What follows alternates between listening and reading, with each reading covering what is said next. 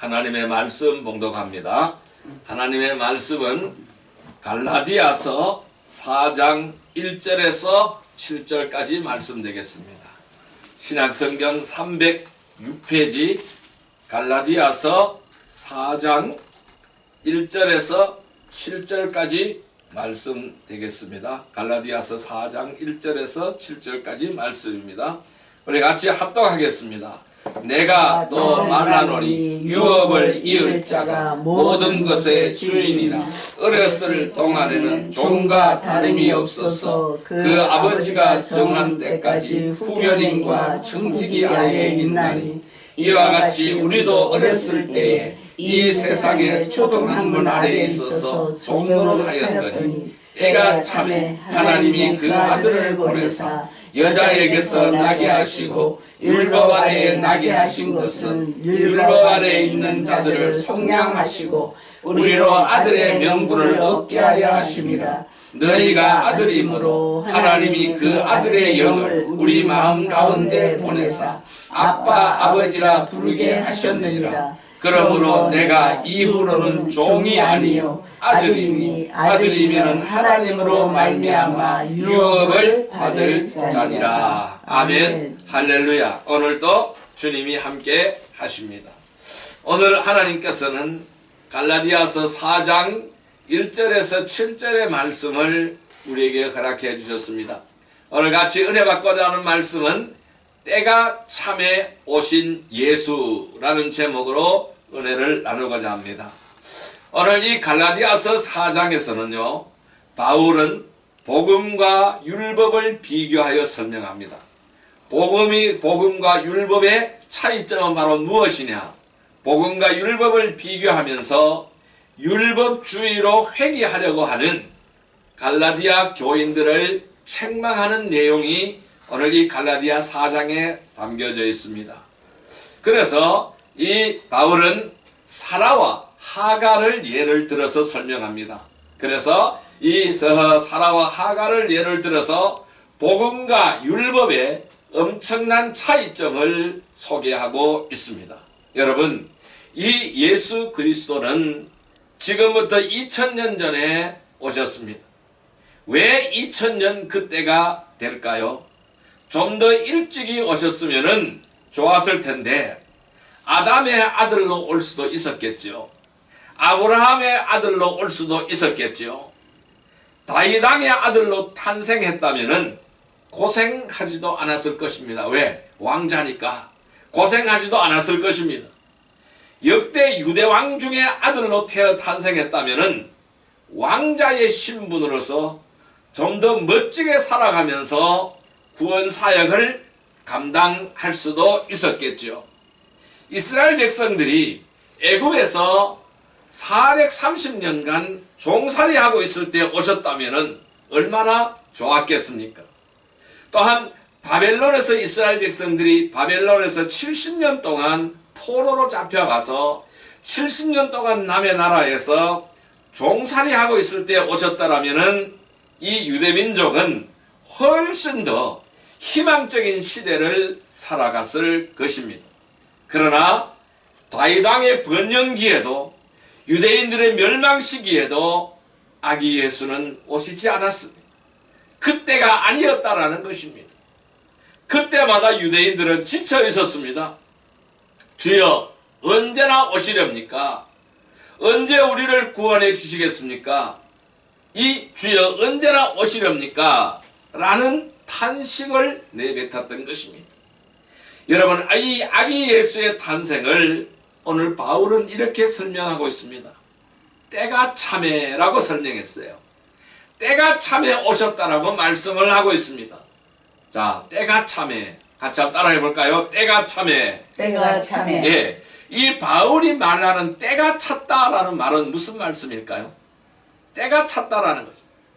때가 차서 오셨다라는 것이죠. 여기서 이 때가 찼다라는 의미는 무엇일까요? 우리는 이 단어 속에서 무엇을 교훈으로 받아야 할까요? 오늘 그것을 살펴보는 시간이 되도록 하겠습니다. 때가 찼다는 의미는 무엇이며 무엇을 교훈하고 있을까요? 그 첫 번째 의미는 뭐냐면은 예수 탄생은 예언의 성취였다라는 것입니다. 따라할까요? 예언의 성취. 예언의 성취. 예, 이 예수 탄생은 예언의 성취다라는 것입니다. 하나님의 예언이 성취되는 그 사건을 말씀하고 있는 거예요. 어떤 이들은 예수가 평범한 인간이었다가 세례를 받을 때에 하나님의 아들이 되었다고 말하는 사람도 있습니다. 또 어떤 사람들은 십자가에서 죽으시는 그 순간에 하나님의 영이 들어와서 구세주가 되었다라고 말하는 사람도 있습니다.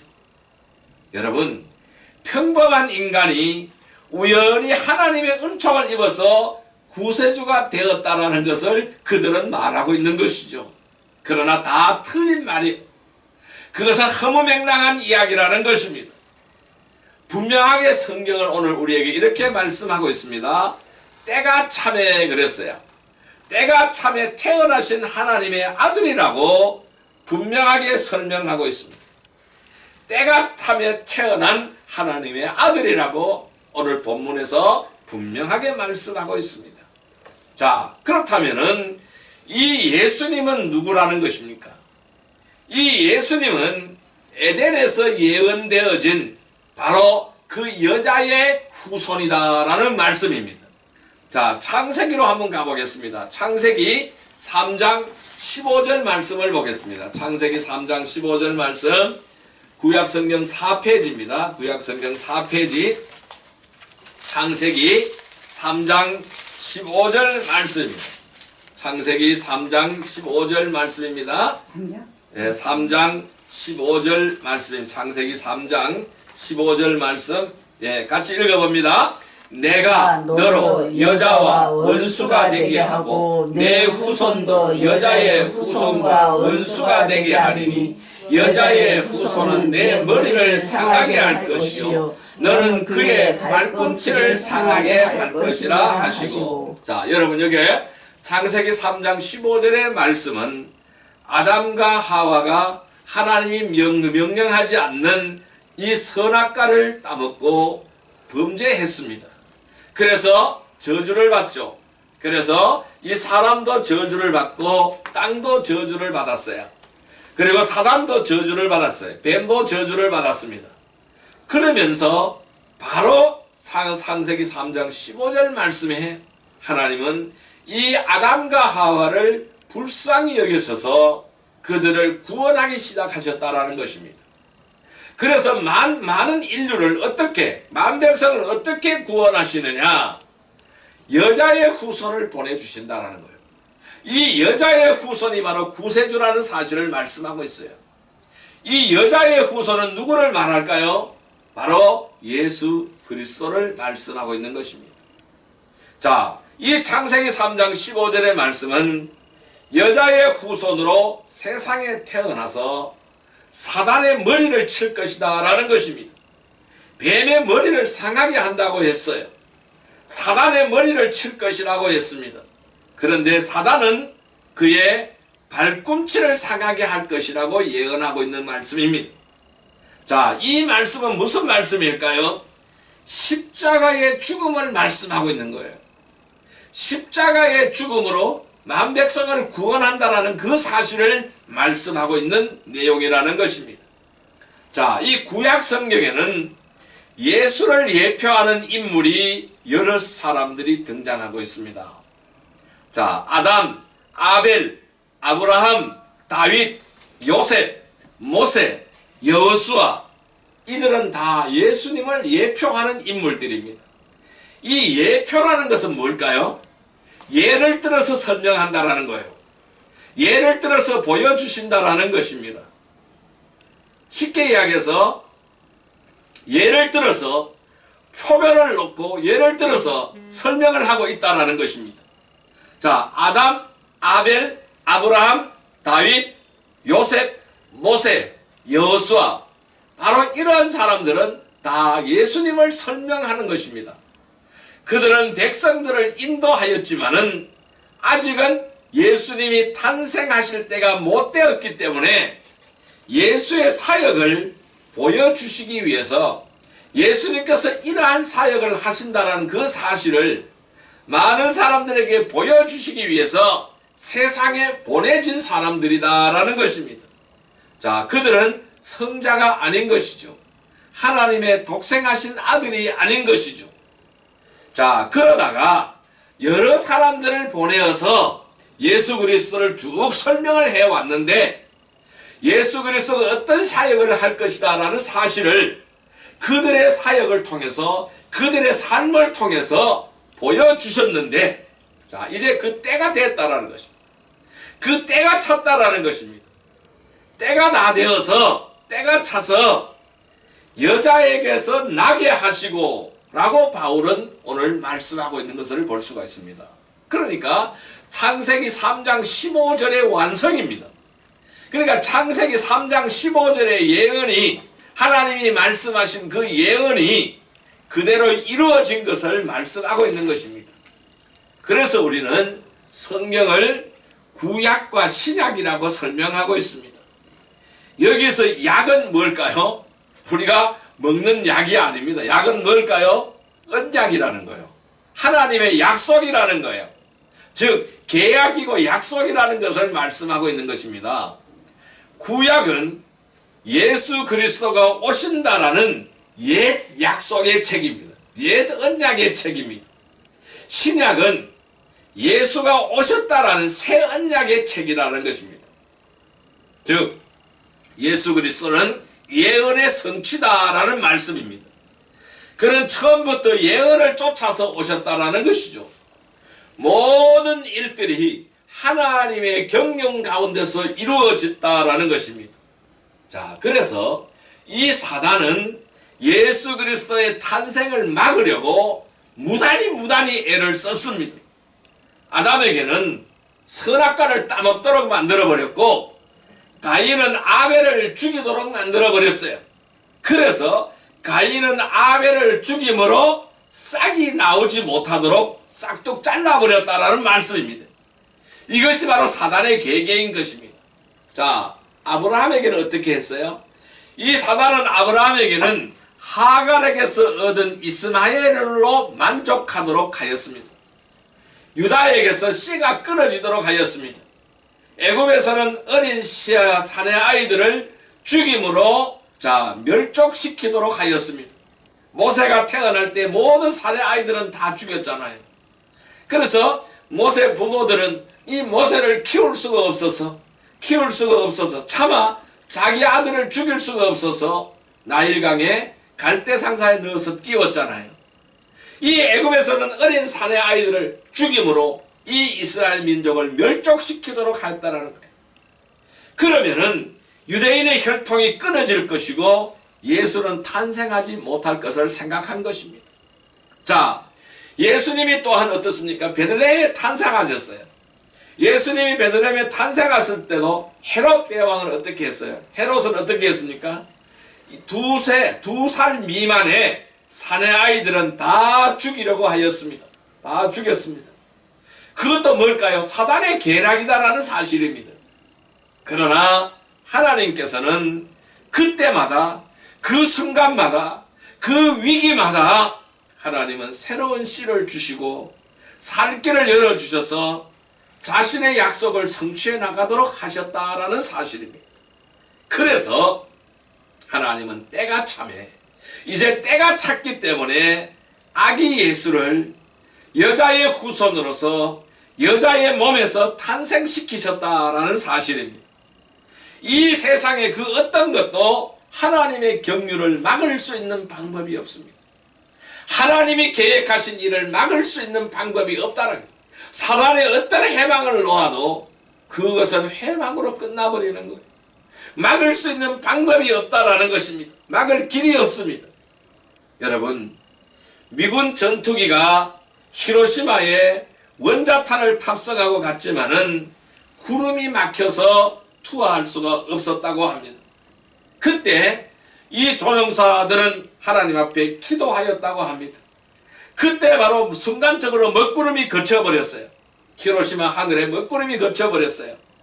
여러분, 만약에 그 구름이 거치지 않았다면은 아마 더 많은 사람들이 죽였을 것입니다. 성도 여러분, 우리는 자신의 운명을, 오늘 우리들의 운명을 우리는 하나님께 맡겨야 하는 것입니다. 하나님의 경륜 안에 맡겨야 돼요. 모든 것이 하나님의 약속과 하나님의 경륜 속에서 이루어지게 된다라는 그 사실을 우리는 인정해야 됩니다. 그래서 우리가 너무 서두르다가 일을 그르치는 일이 없어야 할 것입니다. 성도 여러분, 모든 것은 때가 있습니다. 모든 것은 때가 있다라는 사실을 알고 그 믿음으로 하나님의 역사에 순응하는 성도들이 다 되시기를 주님의 이름으로 축복합니다. 하나님의 예언의 성취로 오시는 아기 예수를 우리 생명의 구주로, 나를 구원하신 생명의 구주로, 나에게 영생을 주신 생명의 구주로 기쁘게 맞이하는 성탄이 되시기를 주님의 이름으로 축복합니다. 두 번째, 오늘 말씀이 우리에게 주는 의미는 바로 뭡니까? 때가 찼다라는 것은 모든 조건이 갖추어졌다라는 것을 말씀하고 있습니다. 따라할까요? 모든 조건이 갖추어졌다. 모든 조건이 갖추어졌다. 이 때가 찼다라는 것은 모든 조건이 다 갖추어졌다라는 것을 말씀하는 것입니다. 자, 때가 찼다라는 것은 복음의 씨앗을 내리고 잎사귀가 무성해지고 열매를 맺을 수 있는 모든 조건이 완벽하게 갖추어졌다는 것을 말씀하는 것입니다. 그 조건은 대개 6가지 정도로 정리를 할 수가 있습니다. 그 첫째 조건이 바로 뭐냐면은 평화가 말라버린 시대였어요. 따라할까요? 평화가 말라버렸다. 평화가 말라버렸다. 예, 평화가 말라버린 시대라는 것입니다. 세계는 로마 제국으로 힘이 쏠리고 있었습니다. 곳곳마다 약탈이 일어났고 이 착취가 일어나기 시작했습니다. 백성들은 도탄에 빠져버렸습니다. 그들은 새로운 세상을 갈망하고 있었습니다. 전쟁과 기아가 휩쓸고 지나갔습니다. 바로 이러한 시대에, 평화가 말라버린 시대에 때가 찼기 때문에 예수님이 오셨다라는 것입니다. 자, 두 번째 조건은 바로 뭐냐면은 그러한 시대에서 인류는 평화를 갈망하기 시작을 했습니다. 그런데 이 두 번째 조건은 400년 동안 이 신구약 중간기 동안에 예언은 중단되고 있었어요. 자, 이렇게 많은 사람들이 평화가 말려버렸고 인류는 평화를 갈망했지만은 하나님은 계속해서 침묵하고 있었다는 사실입니다. 계속해서 침묵하고 있었어요. 얼마나 침묵하고 있었느냐? 400년 동안 침묵하고 있었다는 사실입니다. 자, 우리의 성경은, 구약 성경은 제일 끝에 성경이 뭐냐면 말라기입니다. 말라기에서 마태복음까지 그 기간을 중간기라고 말합니다. 신구약 중간기 시대라고 말을 합니다. 이 신구약 중간기 시대는 400년입니다. 약 400년 동안입니다. 이 400년 동안 하나님의 말씀이 없는 거예요. 하나님의 말씀이 끊어져 버린 거예요. 하나님의 말씀이 다 없습니다. 하나님의 예언은 중단되고 말았습니다. 이것이 두 번째 조건이라는 것입니다. 자, 유대인들은 어느 때보다 메시아를 갈망하고 있었습니다. 메시아를 대망하고 있었습니다. 특히 민중들의 삶은 어땠느냐 하면은 로마 제국에 터지고 기득권을 형성하고 있는 사람들에게 착취당했다라는 것입니다. 그들은 왕도 독립도 바라지 않았습니다. 그들은 오직 메시아를 갈망했어요. 이 메시아가 이 땅에 오셔서 노아의 압제에서 해방되고 이 하나님이 다스리는 나라를 만들겠다라는, 오직 메시아를 대망했어요. 그런데 그때 세례 요한이 등장했어요. 이 세례 요한이 등장했을 때에 마을과는 거리가 멀리 떨어진 요단강까지 사람들이 몰려들었습니다. 왜? 바로 400년 동안 끊어져 버린 예언의 소리를 세례 요한을 통해서 들을 수가 있었기 때문입니다. 그래서 만 백성들이 몰려드는 것입니다. 사람들이 구름대처럼 몰려드는 것입니다. 이런 열망들이 없었다면 예수가 가는 곳마다 사람은 몰려들지 않았을 것입니다. 그래서 이 세례 요한은 예수님의 길을 예비하는 마지막 구약의 선지자로 등장을 했던 것입니다. 자, 그 다음에 세 번째 조건은 어떤 조건이 있었느냐 하면은 세 번째로는 회당이 각처에 번져 있었습니다. 따라할까요? 회당. 회당. 이 유대인들의 회당이 각처에 번져 있었습니다. 이 회당은 언제 생겨났느냐 하면은 유대인들은 원래 성전 중심으로 움직였어요. 성전 중심으로 살았습니다. 그런데 이 예루살렘이 함락이 되고 그들은 어떻게 해서 바벨론의 포로로 잡혀갔습니다. 이 회당은 바벨론 포로 시절에 생겨났습니다. 남의 나라에 가서 포로 생활을 하고 있는 것이죠. 비참한 노예 생활을 하고 있는 것이죠. 그러나 그들은 하나님을 기다리는 마음이 있었어요. 이 구세주를 기다리는 그러한 마음이 있었어요. 그러한 메시아 사상을 가지고 있었다라는 거예요.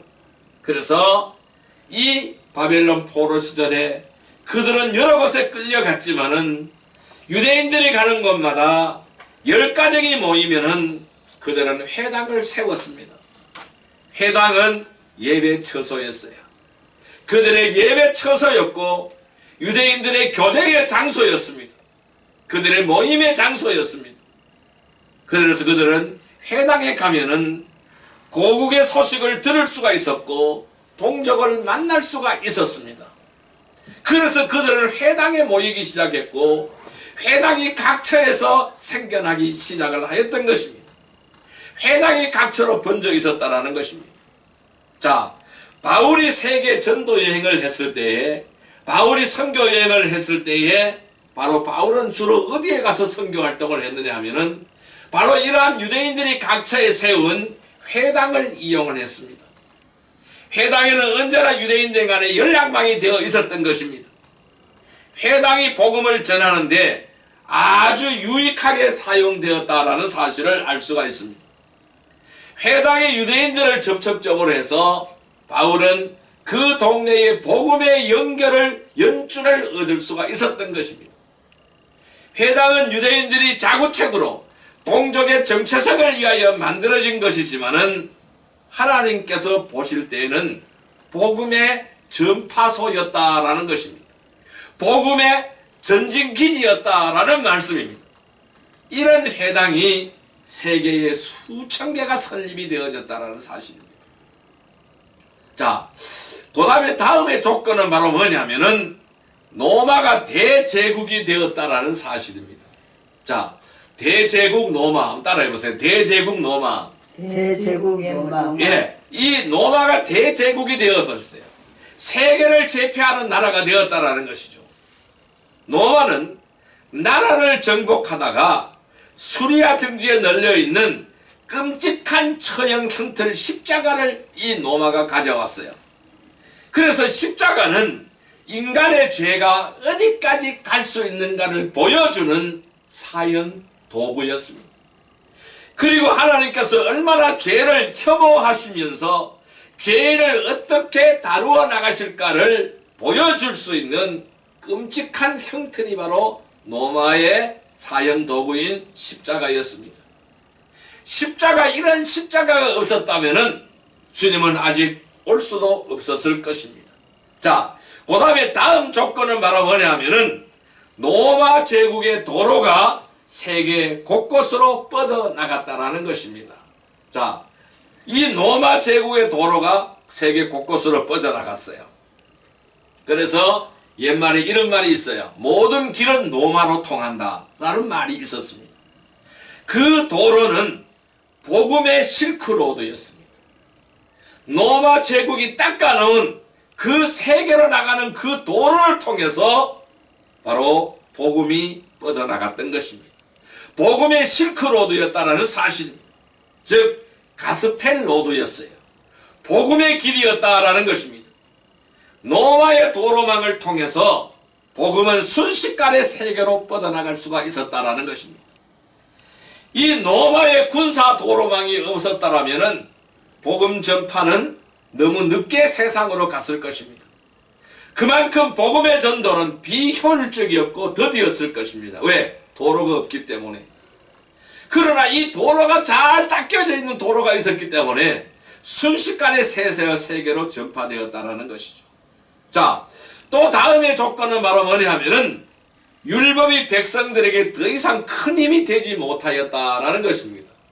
자, 따라해볼까요? 율법.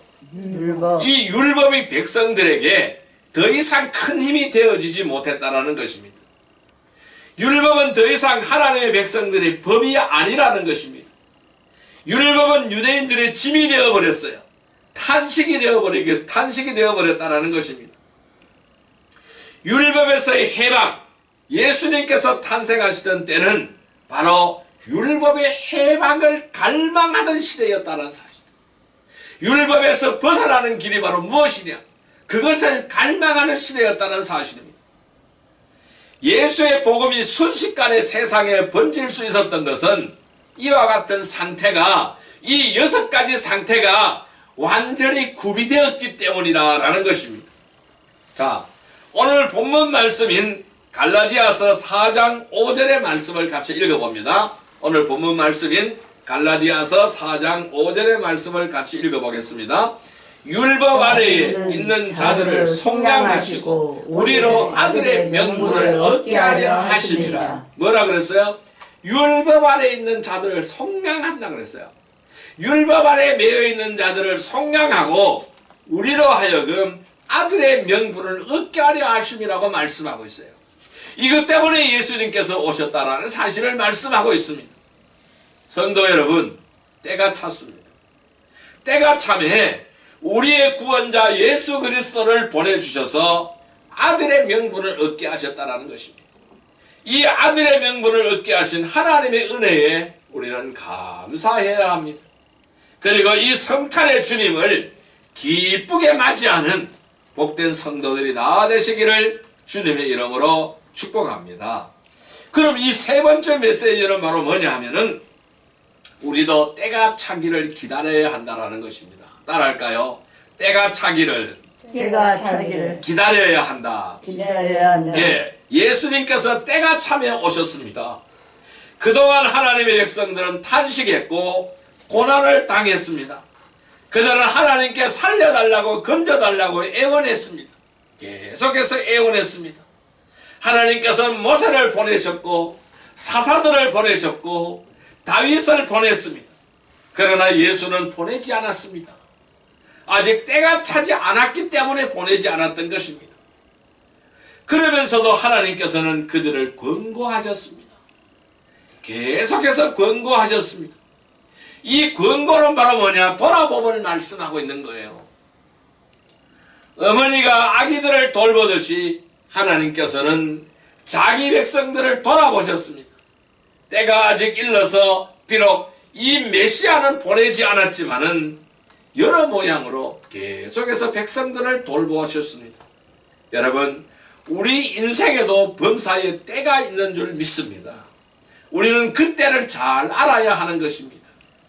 때가 되기까지 잘 웅크리고 있는 사람은 비상할 수가 있습니다. 때가 되기 전에 섣불리 행동하는 사람은 주어진 기회를 놓쳐버린다라는 것입니다. 이 아람 나라에 나만 장군이 있잖아요. 이 아람 나라의 나만 장군은 요단강에 들어가서 7번 몸을 씻었기 때문에 역사가 일어났습니다. 문둥병에서 해방되는 역사가 일어났습니다. 그러나 내가 장군인데, 내가 아람 나라의 장군인데 우리나라에도 이거보다 더 큰 강이 얼마나 많은데 그 말라빠진 이 요단강에 몸을 씻으라고 하느냐? 이런 생각을 했잖아요. 그래서 썩을 내며 돌아가려고 했을 때에 그 계집종 하나가 씻어보시죠. 강에 한번 들어가 보시죠. 그게 뭐 그렇게 어렵습니까? 이 말을 듣는 순간 그보다 더한 일도 하라고 했을 것인데 그거 들어가서 강에 들어가서 몸 씻거나 하는데 뭐 그렇게 어렵습니까? 그 말을 듣고 요단강에 들어가서 몸을 씻었을 때에 이 문둥병에서 해방되었던 것이죠. 여러분, 여호수아 군대는 어때였습니까? 여호수아 군대가 이 여리고성을 무너뜨릴 때에 7일을 다 채웠습니다. 하나님께서 7일간 그 성을 돌라고 하였습니다. 7일을 다 채웠을 때 여리고성이 무너지는 역사를 체험했지 않습니까? 가나안의 혼인집에서 포도주는 이 항아리에 물이 가득 채워졌을 때에 물이 변하여 포도주가 되었던 것입니다. 여러분, 이와 같이 우리에게도 하나님의 때가 있다라는 것입니다. 우리는 그 때를 참고 기다릴 수가 있어야 한다는 말씀입니다. 아울러 바로 지금이 구원의 날이라고 말씀했습니다. 우리가 지금 구원을 받았는가 자신을 확정해 보시기를 바랍니다. 언제 죽어도 나는 구원에 대한 확신이 있습니까? 그리고 남겨놓은 자들은 나의 구원을 확신하며 슬픔 중에서도 소망을 품고 떠내보낼 수가 있을까요? 지금은 또한 은혜 받을 만한 때라고 말씀하고 있습니다. 우리가 은혜에 우리 자신을 맡겨야 합니다. 우리의 자존심 때문에, 나의 어떤 사적인 감정 때문에 이 하나님의 교회에서 우리의 마음이 대리석처럼 견고해지지는 않았습니까? 우리에게서 하나님의 은혜가 떠나가 버리면 인간은 아무것도 아니라는 사실을 우리는 깨달아야 합니다. 우리의 마음에 은혜의 저수지가 출렁거리도록 늘 내 자신의 마음을 주님의 은혜 가운데 부탁해야 합니다. 우리에게 구원의 문, 은혜의 문은 항상 열려져 있는 것이 아니라는 것입니다. 은혜 받을 때에 은혜를 놓쳐버리면 심령이 악한 상태로 놓이게 되어지는 것입니다. 성도 여러분, 우리도 하나님의 때가 이르도록 믿음으로 인내하여야 합니다. 그 때가 찼을 때에 이 때를 놓치지 않기를 주님의 이름으로 축복합니다. 자, 다시 오늘 본문의 말씀 갈라디아서 4장 6절 7절 말씀을 같이 읽어볼까요? 6절 7절 말씀입니다. 너희가 아들임으로 하나님이 그 아들의 영을 우리 마음 가운데 보내사 아빠 아버지라 부르게 하셨느니라. 그러므로 내가 이후로는 종이 아니요 아들이니 아들이면 하나님으로 말미암아 유업을 받을 자니라. 아멘. 성도 여러분, 때가 찼습니다. 우리의 구원자 예수 그리스도를 보내주셔서 하나님의 자녀로 삼아주셨습니다. 그리고 하나님의 유업을 받게 하신 하나님의 은혜에 감사하시기를 바랍니다. 그래서 우리는 이러한 일을 하여 주시기 위하여 우리를 위하여 찾아오신, 때가 되면 찾아오신 성탄의 주님을 기쁘게 맞이하는 복된 성도들이 다 되시기를 주님의 이름으로 축복합니다. 자, 이제 말씀을 정리하여 보겠습니다. 자, 그렇다면 우리는 어떻게 하여야 할까요? 우리는 어떻게 하여야 될까요? 성찬은 때가 찼을 때에 이루어졌습니다. 때가 참에, 인류의 역사에 때가 찰 때에 성탄이 일어났습니다. 인류는 종말을 구하게 되고, 자, 또한 때가 차면은 인류는 종말을 구하게 되고 하나님의 교회는 승리하게 될 것입니다. 우리에게도 때가 찰 때가 옵니다. 우리의 모든 고난이 끝이 나고 의심이 풀리고 평안하게 되는 날들이 올 것입니다. 때가 참에, 때가 참에, 때가 참에 그때까지 잘 참고 그때를 잘 활용하고 그때를 위하여 노력한다면은 그리스도의 선한 영향력을 행사하면서 우리는 살아갈 수가 있을 것입니다.